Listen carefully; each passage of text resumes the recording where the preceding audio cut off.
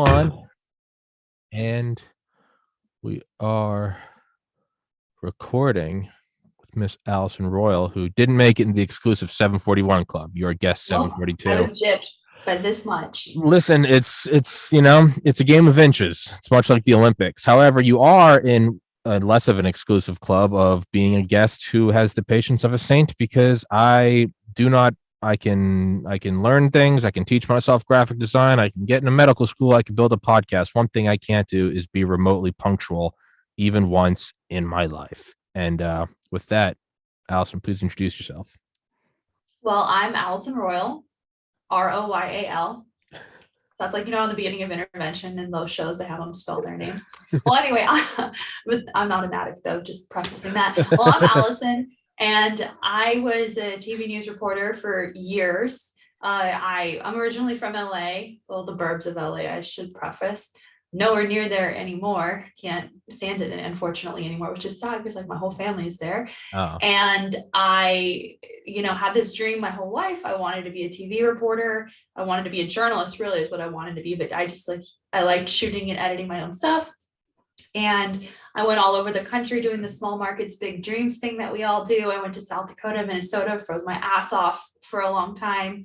Well, like a year and a half, not too long, but those winters are pretty brutal. And my dream job was always to be an on-air journalist in San Diego. I finally got to where I wanted to be. And with COVID, I feel like my entire perspective on the industry and journalism and ethics has changed. I repeatedly especially in 2021, not as much in 2020, but in 2021, I repeatedly brought concerns to management about coverage, about us telling people what to do instead of telling people about something. I had a lot of concerns about pharmaceutical involvement in news, and like, spoiler alert for anybody listening, it's not even pharmaceutical industries influencing news. It's just one big company. So oh yeah, please be careful with whatever you listen to. yeah. But at the same time, like, people who have already subscribed to that, like I can't pull them away. Like, that's their choice. And I felt like we demonized parents, just so many things over and over. Over the summer, management found out that I wasn't vaccinated. I was the only on-air person of any anchor, reporter, meteorologist who wasn't, which I kind of figured, since everyone was Instagramming both of their doses and maybe sometimes even a third or fourth post, to each their own, but it's cringy to me. It's yeah. It's I don't know, it's not my style. And we were hashtagging things on our official news pages that are supposed to be unbiased and not tell people what to do. Hashtag get vaccinated. I noticed producers, when they found out I wasn't vaccinated, the people who did know, which were very few, just a couple friends at work I told I wasn't vaccinated, they didn't care. But when like the really high management of my company found out, the retaliation was absolutely insane. I mean, they would pull me to do these bullshit stories all the time that were kind of a punishment. Particularly, there was one day where right after they found out I wasn't vaccinated, they decided to give me a story called Younger, Sicker, Quicker, where they wanted me to cover how ICUs were filling up with people our age. I said, okay, I'll look into it. I looked into it hard. Of course, it's not true. They wanted me to run the story anyway, and even changed my script, which up until this point in my career has never been a problem. Like, normally the management who I loved, like the actual management that I had, like middle management who oversaw me, never changed my scripts. Maybe like one comma here or there, and then they're Sure. like, all caps, looks good. Yeah. And suddenly that changed. People way higher up in the company started having to read all of my scripts and like pick them apart. They would move my schedule around. They would flip flop it really hard. Work till 6:30 one night. We need you on the morning show at 3 a.m. Come back in. They had me do all these kind of punishment assignments, call me on my day off to track a story that they would basically write it for me and try to have me put my name on it. And it was this sick joke of laughing like, haha, we control you. And I flat out was like, I'm not going to do it. I was getting sick from the guilt of everything that was going on. And I knew from about April 2021 that I needed to get out. But I love journalism. I just don't love news, if that makes sense. I love, meeting people and trying to find the truth, but it had completely crossed the line of propaganda. I think it has for years, but I think when I was so young and naive and saw everything with rose-colored glasses, I didn't see it before COVID. But in retrospect, like since the 60s, this stuff has been going on. Oh yeah.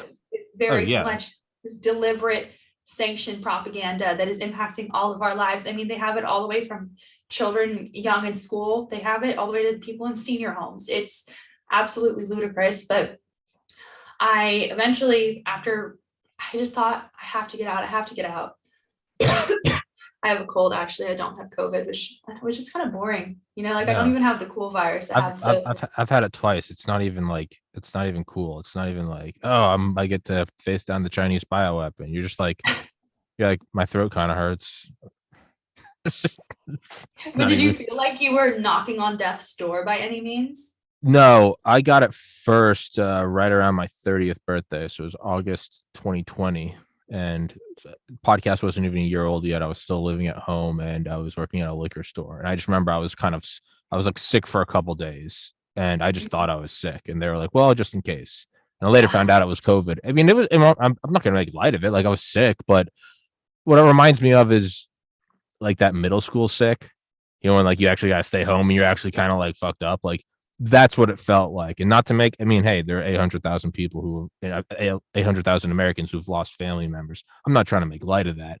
But to me, I don't even believe that. But yeah, well, regardless of what, I do personally know like one person that has died, and like I know their wife, and like so I'm not going to make light of it. That being said, I mean, it felt sick.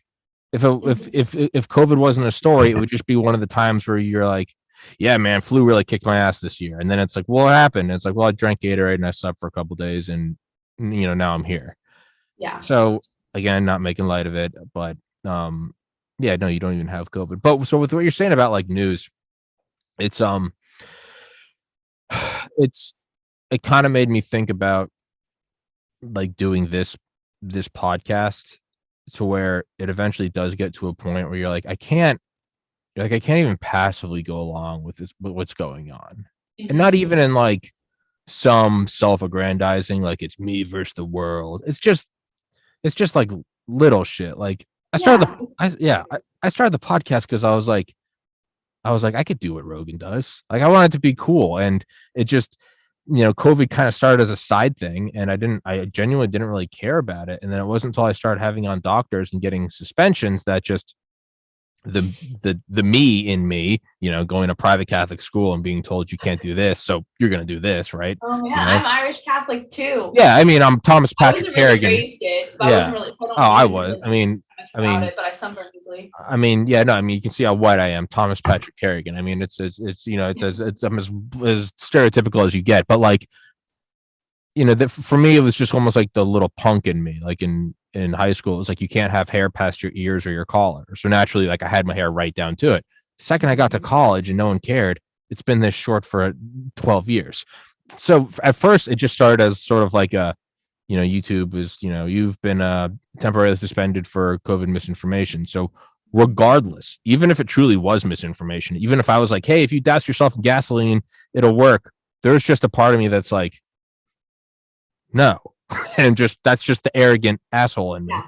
And then it kind of kept going with, I had on a CIA veteran talking about like 2020 election and how like there was plausible fraud. Did it overturn it? I don't know. But then, another suspension for that. And so like my interest in any of this was never like, I'm out against COVID. I don't care. But you do get to a point where you almost start looking at yourself. And I remember I started doing episodes and I would purposely refrain from saying anything about COVID. And there was just this like, granted at the time I had like 100 subscribers. It's not like I'm a mover and shaker. I'm still not.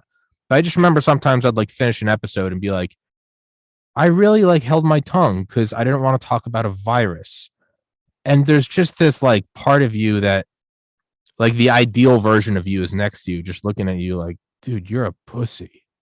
And like, that's why I started going farther and farther out until finally getting permanently banned from YouTube.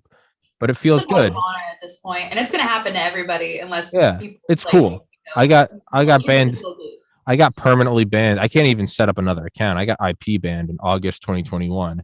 But to me, they could do that. Oh yeah, no, they can. But to me, I'm like, it's actually led me to becoming like actual friends with Dr. McCullough and Dr. Malone.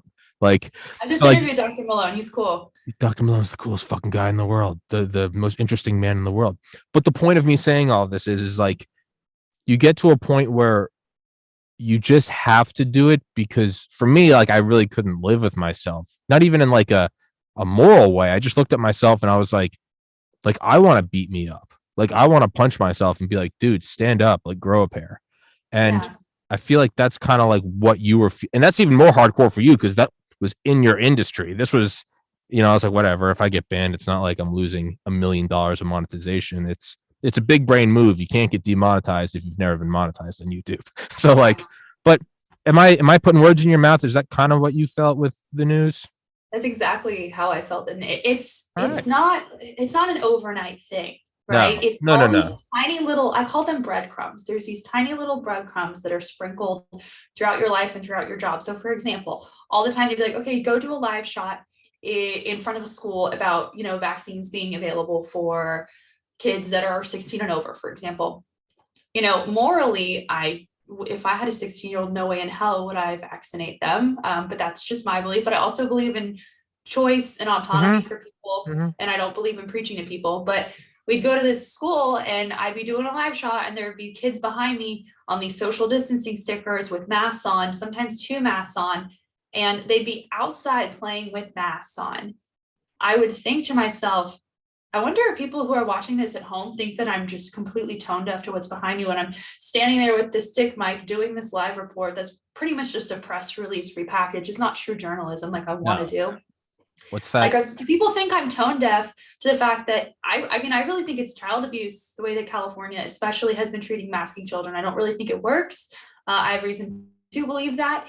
And I'm like, there's this ethical dilemma. If there were any other kind of child abuse going on behind me and I just stood there with a big smile on my face, pretending that it wasn't happening, sometimes I'm going to wear a mask myself, depending on the circumstance. That would never be okay if a kid was, getting abused in any other capacity. So why am I doing that? When I don't know who, but someone at my station would tweak the anchor intro for my story, I'd be like, oh, well, the anchor's saying it, it's not me, even though they're introducing my story. The words aren't coming out of my mouth, so that's okay. But they would tweak little things all the time. Like if I say, if you get vaccinated, they would change it to when you get vaccinated. Yeah. Little tiny subliminal things like that. Honestly, I do believe, I don't know if it was intentional, if it was a mistake. I don't know if they're trying to, brainwash people or if they themselves are brainwashed and it was just like an edit they didn't even think about. It's Maybe. very possible they meant no ill intent by it. But that kind of stuff happened all the time. I can give you 1,000 stories, but eventually it's like everyone has to decide, okay, like where do you hold the line? When do you realize you're biting your tongue? Because I bit my tongue every day. And the longer you bite your tongue, yeah, exactly. You think like, if I were listening to this person or watching this person on TV, I would think like, who is this? What's Stand going up. on? Yeah. Stand up straight. Grow a spine. Like, Yeah, like what's going on?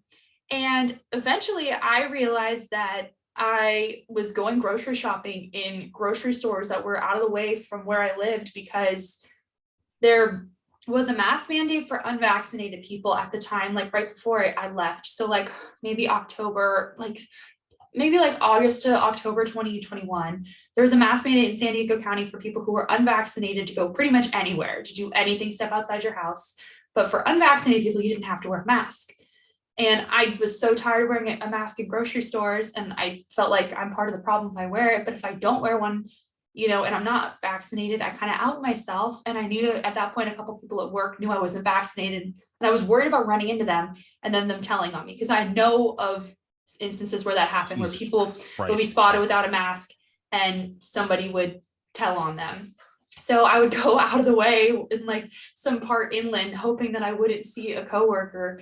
And then I thought, like, this is not who I am. And I was getting, you could probably still see it. I was getting acne like I hadn't had since I was 16 years old from the stress of all of it. My family even noticed I like wasn't the same person that I used to be. And eventually when my company issued a vaccine mandate, I said, no, I'm not going to do it. I did fill out an exemption, even though there was a part of me that was so relieved that I'm like, okay, now I actually have a legitimate reason to get out, which was also so sad. There's this mourning process because this was my dream job for so many years. And I don't know why I say and between every sentence. I'm trying to stop doing that. You say what? I'm trying to stop saying and between every sentence. I feel like I just have giant run-on sentences. I'm trying to mix that habit. Who gives a shit? And yeah, who gives a fuck, dude? Say whatever you say. Whatever. Say elephant. Who cares? Elephant. Oh, elephant. Who gives a shit? It doesn't matter. They told me that my exemption, that they, after going through the whole process, HR, actually the nicest woman in the world, like worked at HR for my company. And she said that they decided as a company, they were not going to allow exemptions for reporters or anybody on air because we're out in the public and we have to set an example. We have to interact with people. So you can either get the shot like ASAP, or, November 12th is going to be your last day. And I said, all right, November 12th is going to be my last day. November 12th, I was like the weirdest day of my life. I packed up my car, all this gear, all the stuff I'd worked so hard for with my name on it. I drove in and I was already locked out of my email, and the assignment desk had to send my email to my personal email. I told no one I was leaving, pretty much, just like one person I was close with. And then obviously HR knew. And I walked out that day, and some producers, I remember she's also really nice. She goes, see you tomorrow. And I go, see you tomorrow. And in my head, I'm like, no, you won't. You're going to get an email that I left. And then somebody started a rumor that security had to escort me out of the building. We don't even have security, really. We don't even have security. And I was like fired on the spot, kicking and screaming. They said that I didn't even get to finish my story, and they pulled me out of an edit bay. My story ran that day. Like it's a very easy. And the person that they said threw me out of the building worked from home that day. Like very easily refuted, but it still spread all over town. The damage was done, and it kind of like solidified that I made the right decision. You would be surprised how often journalists gossip and how often journalists start rumors. There are some people who I've worked with, like some of the. I don't think I would be surprised. But there are also, I've worked with some great people, like people who I would totally go to bat for. But there are some people who, even though I still I like them on a surface level, there are people who in this industry almost blur the line of influencer. Like they just want to be big on Instagram. And if you look on, they're supposed to be journalists, but you look on their Instagram and it's just all selfies of them at the anchor desk. If you scroll through their feed, it's the and duck lips, and it's like the workout page, and it's like, no, it's not, it's just a hot girl in like yoga pants. And I'm like, I respect the grift, like, hey, go make your money. Yeah. But it's where it's the people that are like, I remember when I was pre-med, there was always the people that kind of like played the role of like the pre-med student. They always just like took the pictures of all their books laid out. And I was like, what do you, I mean, if you're really trying to ace OChem, you're not putting up like Instagram filtered pictures of your book at 2 a.m. You're crying in a cold sweat because you can't figure out how to do a synthesis, and you're all jacked up on Adderall and no sleep. Like, that's pre-med. Pre-med isn't like glasses and my cup of coffee. It's a bunch of crushed Red Bull cans, and you have another page Googled, what's the lethal dose of Adderall? Like, that's what pre-med is. Like, what? Would you do it again? Would you do it all over again? Yeah, because I fucking loved it. I would never. Now that I don't want to be a doctor, no, I wouldn't. I mean, I got into medical school. I decided not to go. But, I mean, it's the same thing as this. Like, it'd be like news anchor selfie. No, it's being in a 700 square foot apartment surrounded by moving blankets, and people that walk in here think it's a rape dungeon because there's sound paneling. This is what it is. It's screaming into a camera and trying to schedule things, and on the treadmill in the gym in the morning, calling guests and forgetting who the hell you're even talking to. You're like, I'd love to talk about your new book. And it's like a guy running for Congress. And you're like, fuck, like that's what it is. It's talking your mouth off and having 9 bottles of water. But sorry, that's just, no, I know what you're talking about. Which again, I'm not against if that's how you go make your money, knock yourself off. If you play the role, go for it. Go for it. Put on the yoga pants. I don't give a shit. But it's also not real, right? Yeah. I think you just have to be transparent about it. Like, if you're going to be an influencer and you're posting something, like, be transparent that you receive this product for free, or you get royalties or something like that. Don't just post this promotional thing and then call yourself a journalist. I mean, on a larger scale, that's what's going on with pharmaceuticals. We're a 24/7 commercial for Pfizer, Moderna, Johnson & Johnson. Brought to you by Pfizer. Yeah. But yeah, it's what, like you said, though, all those rumors spreading about you, and then it just solidifies your decision. Mm-hmm. To me, it's the same thing when like friends you've had for 20 years, and I'd upload an image of like VAERS data, and they'd be like, you fucking anti-vaxxer Nazi. And I'd be like, first of all, I have my vaccines. I don't even know where the Nazi part came in. Like, sure, I'm pale with blue eyes, but I don't, okay. And then, but to me, it does serve a purpose, because you saw a veil get pulled back. And at first you go, oh, these people are just really, maybe they're brainwashed. And then you start to realize oh, it wasn't that they became something else. That face was always right there. There was just never a reason for the mask to come off. It's like you really kind of learn who has your back when it all goes to like, okay, college, great shape, hot girlfriend, 4.0 student, was going to go to medical school. After I lost my brother to suicide, I gained a ton of weight, did a bunch of drugs, really became a fat piece of shit, and had to move home with my parents' house. There are a couple friends who like never left my side. They're like, we're worried about you, but they're still the same. And then there's 99% of people that you go, oh, they really do just fall away. And it sucks when it's happening and it's heartbreaking, but it's also very empowering because you come away if you can get through it, you come away on the other end with now who's got your back, and you know what's real. And it's but then the point of that is like, so I would get attacked for posting like an image of VAERS data. And I'd be like, don't attack me. I'm just the messenger. I'd be like, well, what do you know about this? So I went out and interviewed Dr. Malone, and I would like post that. And I'd be like, well, here's the inventor. They'd be like, just because he's an inventor doesn't mean he's an expert. And I'd be like, well, that's retarded. So I interviewed Dr. McCullough, and on and on. And then finally you would just get kind of like a base hate message where it'd be like, you've always been this way. And I know it sounds like we're 2-year-olds gossiping, but the roundabout point is I agree with what you're saying. It just solidifies your decision where you go, oh, if you step out of line, you're instantly attacked. So it's either I step out of line today and don't get the vaccine, or it's next, or it's I don't stand with Ukraine, or it's whatever the hell the next thing is going to be. Mm-hmm. The farmers of Madagascar, whatever the hell the next profile picture thing is going to be. Exactly. You might as well cross the bridge now. You might as well kind of pull the Band-Aid off now. And I know I'm kind of find out where your line is, because they're going to keep moving it back. So so it's just take the heat. Like Jordan Peterson going like, I got the vaccine, or however the hell his Irish accent goes. And he's like, but people are still attacking me and they won't leave me alone. They're saying now you got to get the booster. And it's like, well, that's what you get for trying to appease. It doesn't. Draw your line. Take the heat. It's going to suck for a little bit and move forward. Yeah. Sorry. I know I'm ramming. I'm ramming words down your throat. Point. It does get better after a couple months. It does get better. Initially, 100%. It's weird, and you don't know like how far to go with it. Like I didn't on the last day. Someone told me like you should tweet something and like call your station out like today's my last day and I lost my job for not being vaccinated.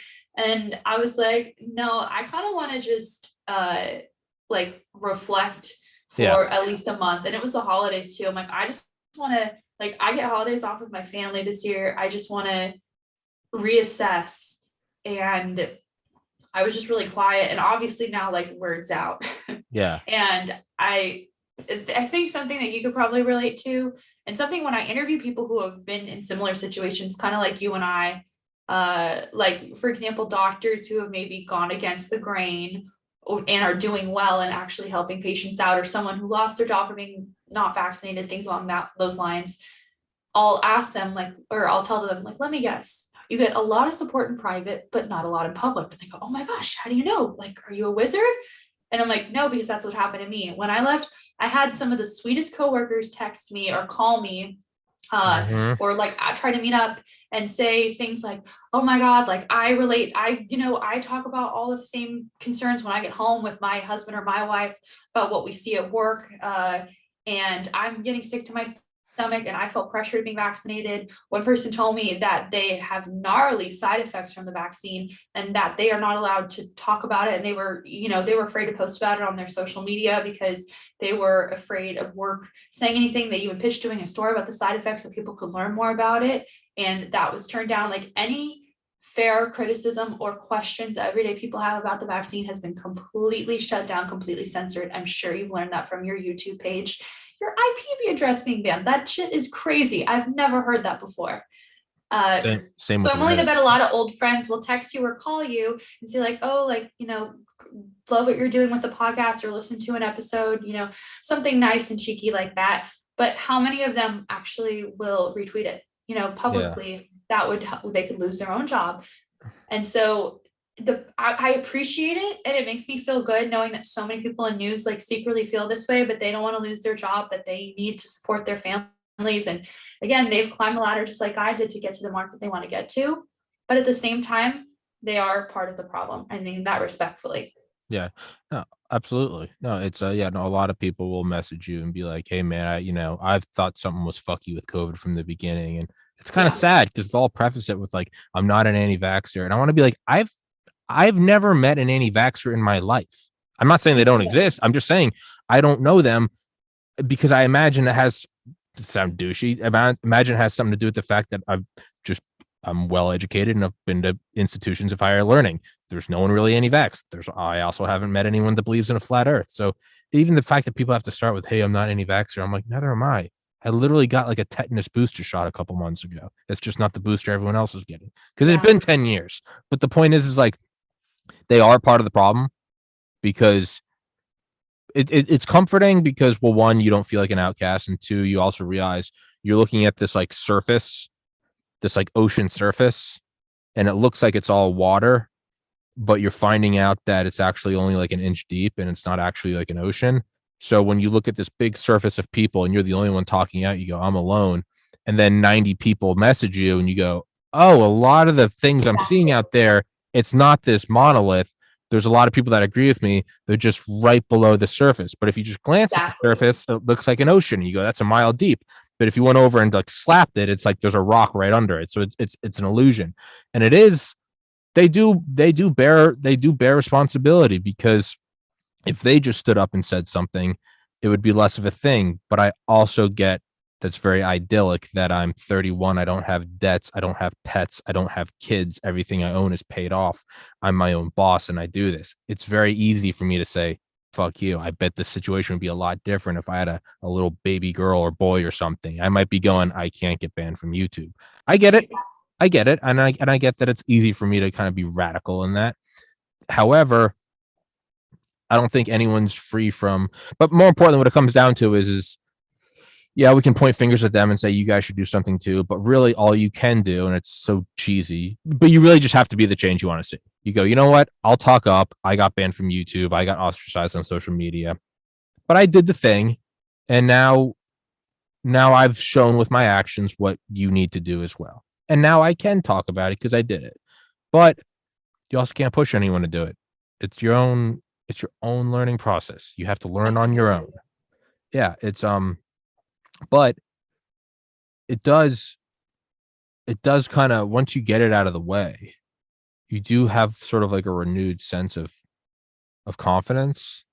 Because now I'll just like bring it just for the fuck of it. I'll just bring something up on the podcast and I'll be like, "What's really going on right now? Like, how come everyone is like in lockstep standing with Ukraine?" Like, I get it. I understand an invasion sucks. I'm not making light of men, women, and children dying, but it does kind of give you go, this seems a lot like COVID.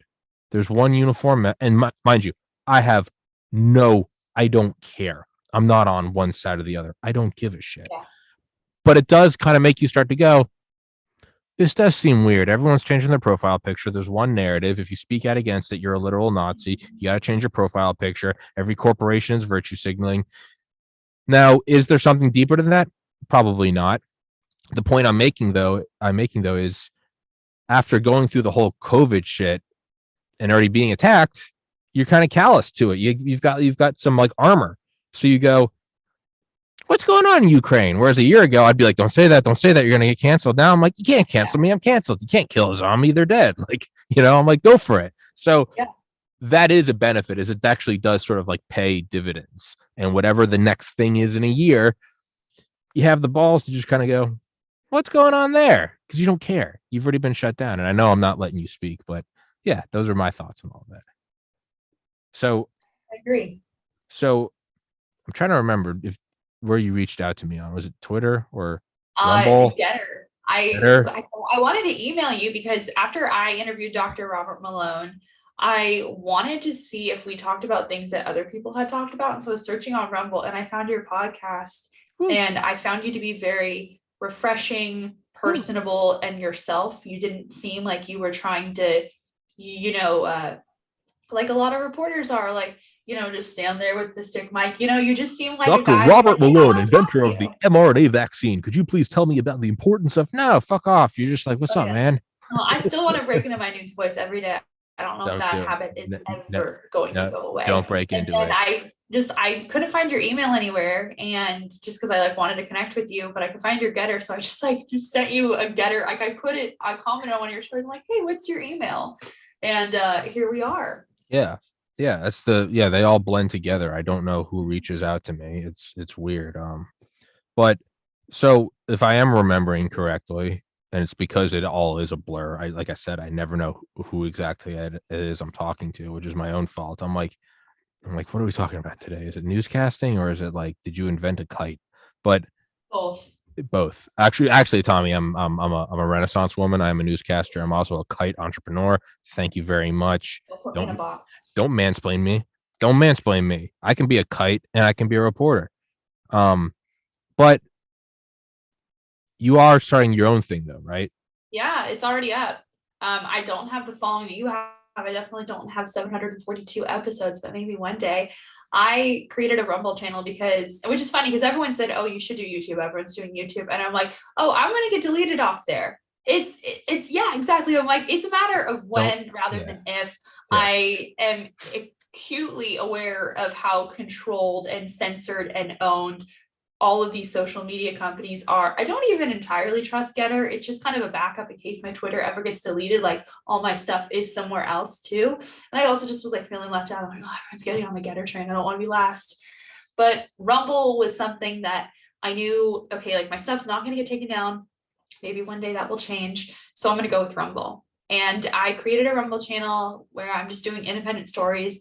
And I call it New School News with Allison Royal because I realized the old school model of corporate news doesn't work for me anymore. So I'm doing a new school model.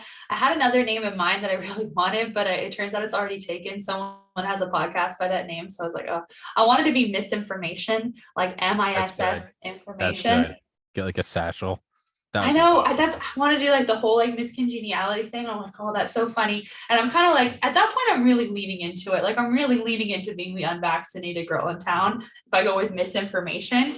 But and I'm sure a lot of my loved ones would probably be embarrassed by that, but I think it's so funny. Anyway, it turns out someone already has that. I don't know if it's copywritten or not. Nonetheless, I didn't want to take that from them. So I went with New School News. And so far, I've done some cool independent stories. I'm learning it's so expensive to do everything on your own. I had thousands of dollars worth of equipment every day when I was in news. Those giant news cameras that hurt your shoulder, tripod, amazing microphones, computer editing software. Now I'm learning all that stuff costs money. And all I really got to keep from my job was my ring light. My manager, who hugged me on the last day, not everybody hates me in news, just FYI. He's like, you can get the ring light, and he hugged me. But all this stuff costs so much money. And so I feel like the quality of my stories isn't what I want it to be because I'm capable of making something that looks like it's on national news. Like I've had stories that have been picked up nationally before, but I don't have the money to do that. So obviously, like one day when I have 742 episodes or stories out there, I'm hoping I can buy all my own gear and I could just go shoot whatever I want. But for now, I'm relying pretty heavily on Zoom and my little GoPro just on my phone. But I want to get something sick whenever I can. It's hard to watch like some of my stories because I feel like they're what I want, but they're also like I wish I had the money to just go fly across the country and interview somebody in person because it looks so good when it's in person. But I think people who are genuinely trying to seek truth and seek other resources are not going to care. No. They're not like that's something that I've learned and something people have told me. They're like, just get started. If you wait till you raise enough money or save enough money to buy all that stuff, do it. Like, and it's true though. I mean, if there was like a serious emergency, I'm not like that anchor's not wearing mascara. I'm not going to listen to her. Or, oh, the graphics are a little janky. No, like people almost can respect how humble it is. And that I'm terrible at graphic design, not my wheelhouse. I had an amazing graphic designer I worked with at my station. I would kill to have her again, but I don't have the money to hire somebody to make every little graphic for me and make a beautiful lower third for me. So I'm just like rolling with it. I made one on my own. You can tell I made it, but hopefully people will overlook that stuff. Teach yourself. Seriously. I mean, look at my first, I think it was my first 295 episodes were screen recorded on Zoom on a MacBook above my parents' garage in a room that echoed with shitty light. And then Yeah. I saved up and got like a somewhat better webcam. And then I saved up and got a microphone. And then I I think I put like a black sheet behind on either side of the flag so it actually looked like it was a room. And then I was like, oh, audio sucks. And I started getting like I didn't even have tripods. I just started pulling shit from around the room. There was like a Bowflex, a filing cabinet, a rocking chair, and I just placed those around me and I just draped blankets over them and made just so it was somewhat sound suppressing Yeah. and on and came into this apartment and then, invested in like a much better camera and it sucks because it's like $2,000. But I was like, I want that quality and Yeah. you just can't really have any fun money for a couple months. But then I got like sound panels and stuff and I hung them up and to the point where my fingers were blistering and I got moving blankets and Yeah. you need 5-point lighting and you look on Amazon like $2,000. I was like, fuck that. I just bought 8 ring lights, like $10 Chinese ring lights for Instagram. Like I just bought those and hung them all around me. And then I just zoomed in enough to where you can't see all the other shit. So it kind of looks like I know what I'm doing. It's funny. I don't have a beautiful audio booth like I used to have, at all the news stations I worked with before. So I just bought this. Don't get this. This microphone's not my favorite. I bought it from Best Buy and I track underneath a blanket like a goat. Yeah. Dude, my friend's like one of the most talented like lyrical writers I know. He's like a math professor in Hawaii, but he can rap like Mac Miller. It's insane. And he was like, I want to wait till I was like, dude, and I showed him like my thing, and he like sent me a message like a week later, and he like has a bookcase and he like took out the shelves and he like hung blankets in it, and then it's like a little tiny fort you'd make as a kid. And he's like, this is what I do now. I'm like, that's all you need. Who gives a shit? Just start doing it. And but the point is like go back and look at like the first episode I did. Look at the 300th. Look at the 600th. It's tiny little progressions, and you're never going to reach a point where you go, now it's high quality. Even now, I look at it and I'm like, what's the next level up of camera? What's the next level of editing? What's the next level?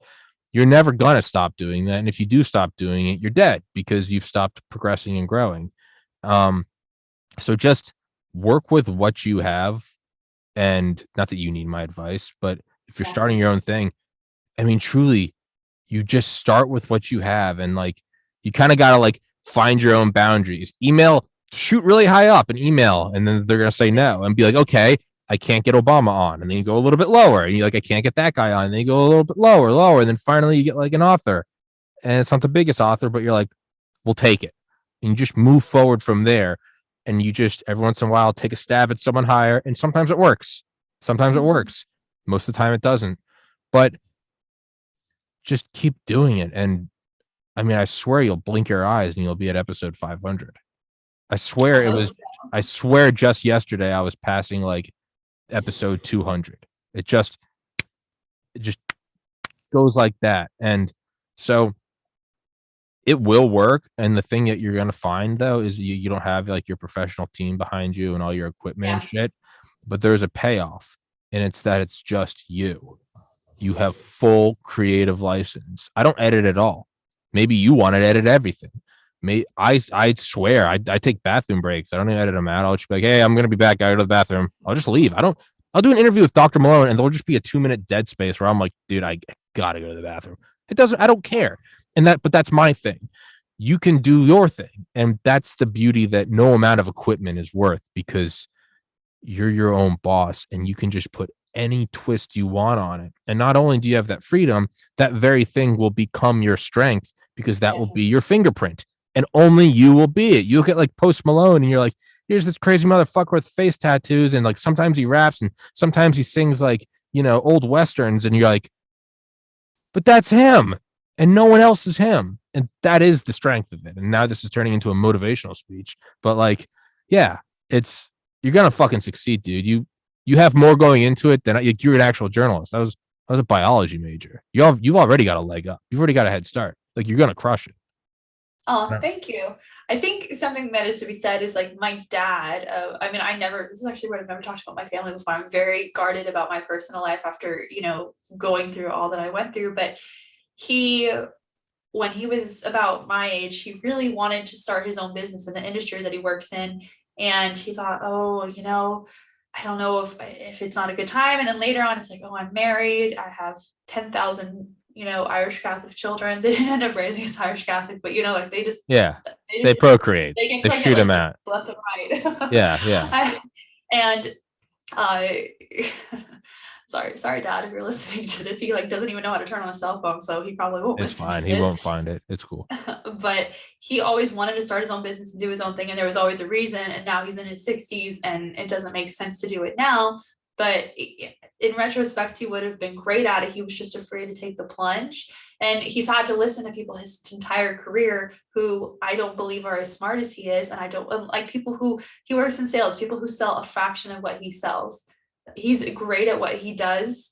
He kind of found it on accident. And I would think all to myself, like, God, like, I don't want to wake up in my 60s and think I spent my whole life doing this 24/7 COVID fear porn on TV, waiting for an opportunity to be able to like take full control and do all my own storytelling on my own.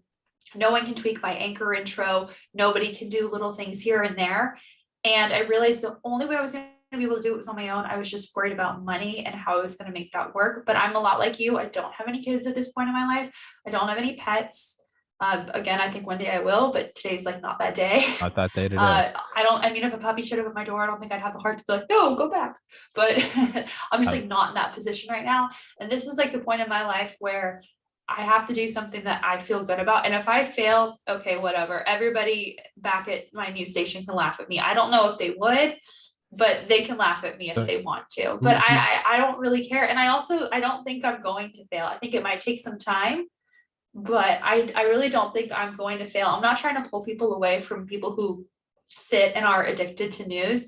Those people would have to pull themselves away. I'm just here for people who have genuine, fair questions and feel like freedom of speech is under attack. They don't feel like they can get their questions answered elsewhere. And, I don't want to say we're an alternative, but we are an alternative in a lot of ways. You know what I'm saying? Yeah. No, in terms of your news studio, who gives a shit if they laugh or if they cheer? Just don't even think about it. Like, I don't think about it. I'm like, do people like this or dislike it? It just doesn't register. I'm like, I want dinner. It's not on my radar. Yeah. And you will fucking do it, dude. It's that Maya Angelou quote. There's the quote that made me realize I really didn't want to go to medical school. Like, I had just gotten in, I just started dating this girl. I had like a couple months left of college. Everything was like perfect. And I was like, am I really about to like not do this? It was so hard to get into medical school. It was so hard. And you had people who supported you for years, failing that maybe helped you pay for college, or, it's like when you're a college or professional athlete, like your parents drove you to practice every day for years. People have invested in you. So you feel like if you get there and it's not what you think it is and you don't do it, you feel like you're letting down all these people who you care about. That's how I felt. Oh, absolutely. And I also felt like I was kind of betraying myself. I was like, dude, I went to the #1 party school in the nation, the University of Georgia, with 30,000 beautiful women. I went to one football game. I would study for like 27 days and go out once a month and get drunk. Like, that's all I did. But there was a Maya Angelou quote. And I remember one day I came home from like the bars and I was like super fucked up and like got way too high with my friends. And I remember I was just staring at the ceiling and I was like, I don't think I want to do this. And I like found this like quote just by like chance on like Reddit or something. This was like August 2013. And it was, there's no greater agony than bearing an untold story. And I was just like, it was a splinter in my brain. It was like I couldn't unsee it. And I was like, fuck. Like, I was like, oh, and it was like at that moment I realized I was like, I'm not going. Like, I haven't made the decision yet. I haven't sent the thank you, but no thank you email. I was like, I can't. And there is a beauty in it because I think it's like a Jim Carrey quote. I don't know why it's him, but there's like a Jim Carrey quote. And it's like, you might as well try to do what you love instead of staying safe, because you can still get fired from the safe job. Like, there's no like guarantee. Everyone always says like, well, if you try and you fail, at least you tried. I'm looking at it a different way. I'm like, you can like toe the party line and still get fired as a reporter for some other reason. Just like, hey, we got a new girl. You're like, but I went and got the vax. I did all the things. And they're like, yeah, sucks to suck. You know how many blondes want my job? That's what I mean. San Diego on the beach. That's what I Oh my mean. You're God. in San Diego. They just mass produce fake bitches, just like a steam press. Like, I mean, it's Anchorman. It's San Diego. Like, it's all there. Like, yeah, That yeah. was my life. It's a lot more like Anchorman than you might think. There are some real journalists, but I'm sure. Yeah, there's like 4. Yeah, like real journalists get the real journalists can't step foot on American soil. They're living in foreign embassies, or their cars get remotely hijacked and wrapped around a tree. That's I a real completely journalist. agree with that. There are huge safety and social consequences to Fucking what I'm people. doing. Yeah. And if you live your life, I know I'm interrupting you. Sorry. If you live your life safe and you never publish a bad story, what happens? You fucking die eventually anyway. So you're either some badass breaking a story on like the Pentagon Papers or NSA surveillance, and yeah, maybe one day they find you face down dead, foaming in your bed, or you live a happy-go-lucky life and they eventually find you face down in your bed at 80. Who gives a shit? God, I hope they don't play that Oh, at my funeral. no, they might. I mean, yeah. Dr. Malone and I always joke about how whenever I have him on, like there is like a knock at my door, and it always happens to be the maintenance guy. But we always joke, we're like, it's just going to be a Pfizer mercenary who's wearing like a Pizza Hut uniform. He's going to shoot me in the face, and it's going to be over. It's going to be over. But I don't trust people the way that I used to. But I don't trust anyone. You can't live in fear forever. That's like one thing I wish I could tell people is if you live in fear forever, you're just going to give more and more years of your life to these people. Yeah, I think it was like what Eisenhower would said about like the nuclear bunkers. He was like, if we get to the nuclear bunker before the missiles hit, we have all the food, the water, the air recycling systems, everything. Then what? Well, we're going to sit in a concrete room with fluorescent lights until we die. Yeah. It just fucking ends. I don't want to die anytime soon. I'm 31. I'm really enjoying life. It's gone. It goes away. It doesn't matter. So, maybe don't go as hardcore. I don't have the balls to do like Ed Snowden and like have to go live in a foreign embassy, or Michael Hastings, whose car got hijacked and wrapped around that tree somewhere in California. But man, that happens all the time to people. Oh yeah. You're in Russia. You get some polonium in your tea. You're dead. Doesn't fucking matter. You're dead. No. Yeah. Oh no. Yeah. But as opposed to what? Again, it's like the stay safe. You still get fired from your job for some other. They're just gonna bring in some dumb bimbo blonde. Okay, so I stay safe and don't do any dangerous stories. Does that mean I don't go to Walmart this afternoon and not get blindsided by a truck? Like, yeah, you know what I mean? I mean, we're white and Irish. We're gonna die of skin cancer. Like, what are we? I'm trying to not eat seed oils right now, so maybe I can circumnavigate that. But that's another thing I would have never been able to talk about when you're in like corporate, by the book. It doesn't. But you get the point I'm getting at. Is yeah, like, I do. There is no safety. There is nowhere to stand. There is no true longevity. It's all over. And there's never going to be a perfect moment to go chase the thing. If a perfect moment arises for you to go after your dream, chances are it's a trap. If someone came to me and was like, I want you to start a podcast and I'm going to pay for everything, I'd be like, you're the CIA. Fuck off. That's true. That's an absolute. It absolutely is. It's all these money. I mean, who do you think's behind guys like people like Charlie Kirk? Or they didn't just come out of nowhere. It's the Koch brothers. Yeah. They get billions. I mean, there was one independent journalist. I won't call her out by name, but she claims to be an independent journalist. And I was just poking around, and I'm like, someone gave you money for sure. Like, I see how nice this is, and like you immediately leave your job. And she kind of acts like she's on our side, but then you hear little things, and I feel like she gives legitimacy to things that aren't true. And I'm like, someone's paying you to, put this information out there. It's people get hundreds of thousands of dollars for that shit. It's central casting. You got like a Greta Thunberg or like a David Hogg or an AOC or I mean, even like I think, I mean, I look at someone like a Charlie Kirk. I'm like, who's this guy? He's not personable. This guy didn't build his own thing. This guy was just, the Koch brothers or some other billionaires put some money in his ass and they're like, hey, just deregulate the energy industry. Played off as turning point. It's all fucking fake. Go out. I actually don't know that much about him, but I believe you. I don't know a goddamn thing about him. I'm just slandering him. I don't care. There's no such thing as bad PR. Call us and have us on your show. Get in a high profile legal battle with me. It doesn't matter. I mean, it worked for Rogan. He had on Malone and McCullough and he got all the hate in the world. And I'm so jealous because I interviewed Malone and McCullough 6 months before Rogan did. White House never tweeted about me. I would have loved that hate. That would have helped me so much. But but like what we're doing right now, like this insane conversation we're having now, like what I get to do every day, you only get to do when you're your own boss. And it starts with like a MacBook. And no, the lighting's not great and the audio is a little janky, but like, Yeah, and yeah, absolutely. you start with 4 subscribers on Rumble and you're looking at it and you're like, what am I doing with my life? You'll just have those moments where you're just like, you're in the shower and you're like, I got into medical school and I'm getting banned from YouTube 8 years later. Yeah. You're like, what am I doing? What am I doing? But then you remind yourself that there's no greater agony than bearing an untold story. And then you remind yourself that you do just die. And then you're like, that's why I'm doing it. And it just, getting banned from YouTube was the best thing that happened to me. It took me 2 years to get to 5,000 subscribers. I got permanently banned from there. And in 7 months, I'm almost at 10,000 on Rumble. So like the universe has your back. The universe likes people that go out and get it. I don't know. I've just been like shooting words down your throat. Sorry, I'm just. No, you're like a quote book. I feel I like you have know. a quote for, you're like a fridge. You've got a quote for every situation. It just, yeah, but it's again, dude, just do your own fucking thing. And there's And to anybody nothing. listening to this could be the sign for you to maybe take a leap of faith Go and do do your it. own thing.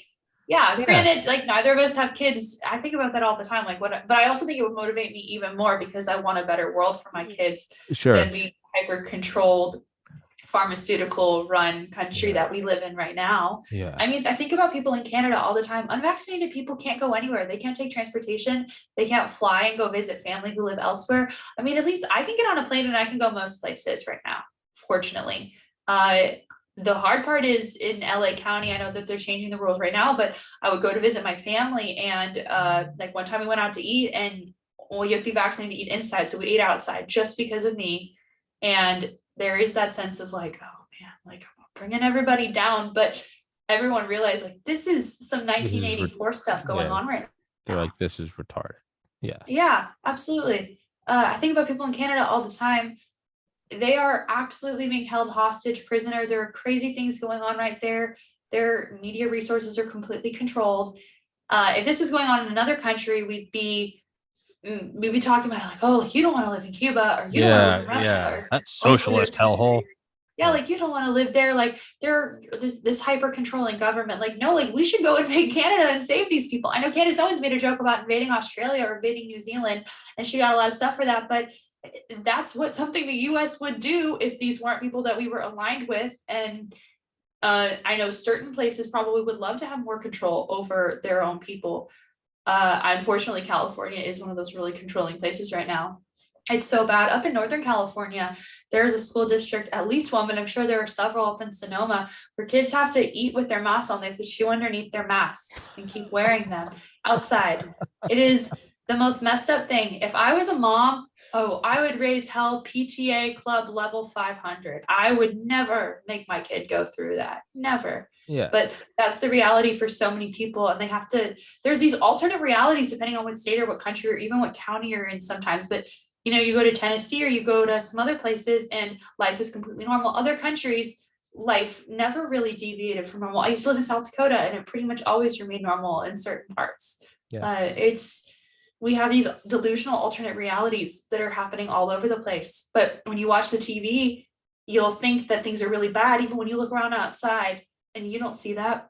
You know, those videos that they played on the news of people like shaking and falling in the street of COVID. Have you ever actually seen that walking around? No, but you have that in your mind and you think that that's actually happening. I've seen it happen to people after they get the vaccine though. Exactly. It's like whatever you watch on TV or see on social media, if you've seen videos stuff, you're like, oh, it happened, but like, were you actually there? So I try to talk to primary sources. I try to talk to people when I interview who were actually there. Like, oh, did you see it on social media? Did someone text it to you? Did you see it on TV? Or were you physically standing there watching this? Yeah. You know, who's lining your pocketbook? I want to know. Yeah. It's that Bill Hicks quote. And he's like, you ever see the news? You turn it on and it's like war, famine, recession, depression, rape, genocide, war, famine, recession. He goes, and then you look outside and you just like the sun is just kind of softly hitting the leaves and there's like a little like it's a rustle. You see like a couple like just chirping birds. A little kid goes by on a bicycle. Yeah. Like, okay. Imagine if you had a family member who was in a coma for the last 3-4 years and they woke up. If they had to walk outside the hospital and look around, would they think that anything different's going on? Exactly. Think about that. Exactly. If you didn't tell them a goddamn, I always think about that. I'm like, if aliens came to our planet, but like they couldn't hear or read, and they just looked at us, and they came and like landed in this room right now, they'd be like, oh, it's a sunny day. Feels kind of good here. Like, oh, that water sparkles. I like the way their star hits their home planet. They wouldn't. Yeah. They're not talking about the inflation rate or Ukraine and Russia. They'd just be like, oh, this is oh look, hot water runs in my shower. That's a blessing. My refrigerator works. I woke up today. Everything's working. I went to the gym. I'm 31. I'm healthy. Cool. Instead, Yeah. the spike proteins are coming to rape you, and you're like, wait, what the fuck? And it's inflation rate is going to eat you alive. And I don't know, man. I don't know. That's kind of another reason I like doing this is I can't just, yeah, you're right. Turn on the news and it's just death, destruction, the end is near versus like, I just do a podcast in slippers and kind of shoot the shit and laugh and make jokes about shit and Anchorman. Like that's really what life is. And it's again, all these things are available to you now that you're out kind of pioneering your own thing. But Miss Allison Royal, I have another guest in 2 minutes. So we got to wrap this one up.